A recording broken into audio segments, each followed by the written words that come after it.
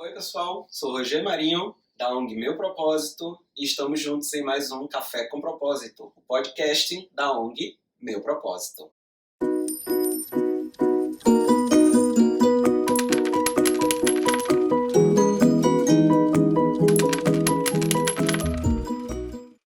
Oi, no Café com Propósito dessa semana vamos conversar sobre como envolver, os membros da sua família no planejamento familiar. Vamos lá?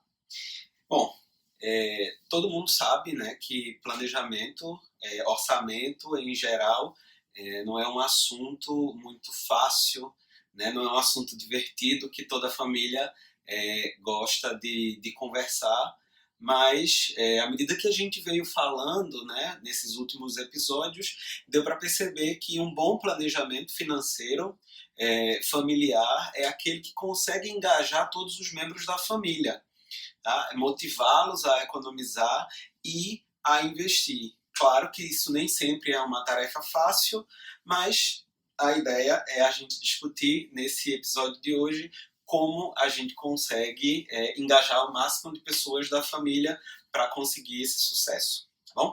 Primeiro ponto é que a gente precisa ser realmente muito transparente com a família, O planejamento financeiro familiar, ele só é realmente eficaz quando a transparência está presente, É importante que todos os familiares sejam honestos, que cada um saiba, o que todo mundo está passando enquanto família, Por exemplo, se um familiar está com problema de arcar com todas as despesas que ele possui, que haja um engajamento familiar para que ajude essa pessoa. Então, para isso, realmente é preciso transparência. Segundo ponto é ouvir a demanda de todos os familiares, É necessário que a família inteira seja ouvida nesse momento, de forma democrática, que não sejam impostos todas as coisas que vão fazer parte desse orçamento familiar, Afinal de contas é um orçamento familiar e não um orçamento seu. É preciso que todas as pessoas sejam ouvidas e todas as demandas sejam consideradas, se você ditar suas regras, as pessoas podem simplesmente boicotá-las. Então pensa nisso. Para você ter o maior engajamento das pessoas da tua família, é preciso que você consiga ouvir todos os membros de tua família, tá? E outro passo importante, quando você ouve a demanda de toda a tua família, é importante que você inclua nessa demanda também os teus filhos, independente da idade desses teus filhos. Nos próximos episódios eu vou estar falando com vocês sobre como a gente incluir crianças nessa conversa, nesse assunto, nesse universo das finanças. E aí, um primeiro ponto que eu queria já comentar com vocês é definir a mesada dos filhos com sabedoria, A mesada, ela é uma oportunidade de ouro para você inserir o teu filho, desde cedo nesse assunto de educação financeira. Mas é muito importante que ela seja definida de acordo com a idade e de maneira inteligente. E sobre isso também a gente vai conversar em um outro capítulo, porque é tão importante a mesada que eu achei relevante trazer para vocês um capítulo específico só sobre a mesada, tá?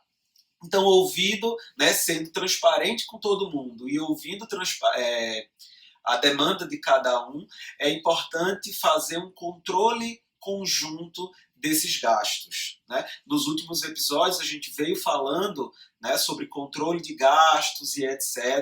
Então é importante você fazer esse controle conjunto, tá? O controle de toda a família, não só o de uma pessoa da família, senão todos os gastos que essa família possui. E aí a gente tem tanto aplicativos na internet disponíveis para orçamento familiar, que podem te auxiliar a fazer esse controle desses gastos da família inteira, onde cada um tem acesso ao aplicativo e vocês vão alimentando, ou até uma planilha de Excel simples, ou num papel, enfim. O importante é que vocês se sentem e conversem sobre todos os gastos e os gastos de todo mundo, independente de qual valor seja esse gasto.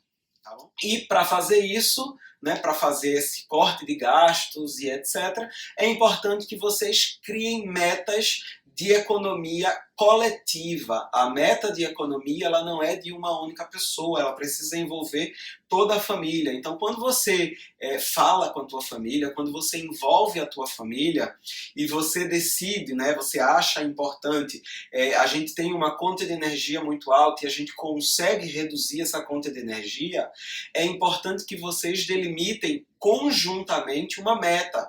Quanto é que a gente consegue reduzir dessa conta de energia? Mas é importante também que essa meta seja uma meta real, que seja uma meta atingível. É claro que vocês não vão conseguir reduzir a conta de energia de vocês em 50%, mas é importante que vocês delimitem em quanto a gente consegue reduzir, para quanto a gente consegue baixar essa conta de energia.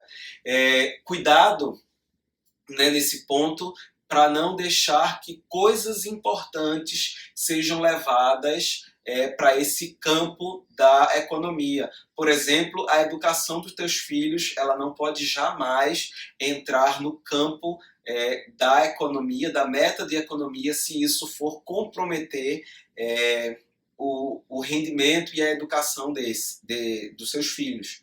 Tá? Então as metas elas precisam ser colocadas por ordem de prioridade, por ordem de demanda, e é importante até que vocês coloquem motivadores, né, dessa meta. Se a gente atingir a meta, define um prêmio que, claro, não cubra todo o gasto da meta. Por exemplo, se você tem uma economia, né, de R$ 50, você não pode delimitar um prêmio de 80, senão toda a tua economia vai por água abaixo, tá bom? Então, a ideia é que você defina metas, né, e estipule prêmios para que, se a família atingir essa meta, a gente tem tal coisa como prêmio, mas esse prêmio não pode ser maior do que a economia que foi dada como meta. A ideia é que também a família inteira tenha objetivos comuns, tá? Então, economizar, né, dentro desse planejamento financeiro precisa ter objetivos. Para além das metas de economia, vocês precisam ter objetivos para essa economia, né? Não só aquele prêmio que eu falei anteriormente como uma ideia de incentivo a essa economia, mas também uma ideia de planejamento conjunto. O que a família deseja? Umas férias, viagem de férias. Ótimo, esse é o nosso objetivo comum, então vamos trabalhar para atingir as metas de economia e que a gente possa, né, atingir esse objetivo comum. Tá? Não é só uma economia pela economia, que também é importante, mas que vocês mantenham objetivos comuns. Isso é muito importante para o engajamento familiar. Tá? Uma vez economizado, aí a gente também já pode levar em consideração a ideia de investimento, tá? Que a gente veio falando nos episódios passados. Uma vez que você começa, né, o teu processo de economia, de redução de tuas despesas, de redução dos teus gastos, você tem, né, esses objetivos comuns e etc., mas é preciso também ouvir todos os membros da família, né, sobre possibilidades de investimento, escolhas de investimento, envolver a tua família na decisão de quais investimentos vocês pretendem para atingir esses objetivos que vocês traçaram. A ideia também é que vocês compartilhem conhecimentos sobre finanças, tá? Quem entende de finanças, isso é um fato, quem entende de finanças, quem entende de dinheiro, consegue economizar mais e, consequentemente, atingir melhores objetivos. tá? Então, ela precisa ser tomada como um hábito. A educação financeira familiar precisa ser tomada como um hábito. E aí, envolver todo mundo, levar isso para assuntos familiares, e não só daquela maneira chata que você faz a reunião familiar, que sim, é importante, né, esse momento de reunião para definir metas, para traçar objetivos, mas esse assunto ele precisa ser tratado de forma mais naturalizada, incluindo um filme na programação familiar, a leitura de livros, jogos. Então tem uma série de maneiras de se discutir, de se trazer o conhecimento financeiro para dentro da tua família. E já partindo para o nosso encerramento, a prática, né? Como qualquer outra coisa, a educação financeira ela precisa de prática. Tá? É igual um músculo, você precisa treinar esse músculo para que ele cresça e se desenvolva. Igual com a educação financeira.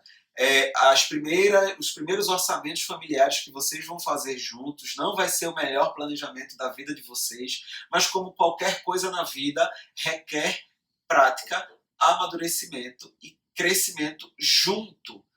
Vocês fazendo isso junto, transformando isso em uma prática comum, tá?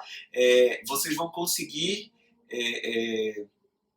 resultados muito mais interessantes e muito melhores, tá? E traz essa prática para a tua vida. Os filhos, em geral, muito mais do que ouvir os pais, eles repetem o que os pais fazem. Então traz essa prática para a tua vida, que o teu filho, espelhado no teu exemplo, ele também vai praticar a educação financeira.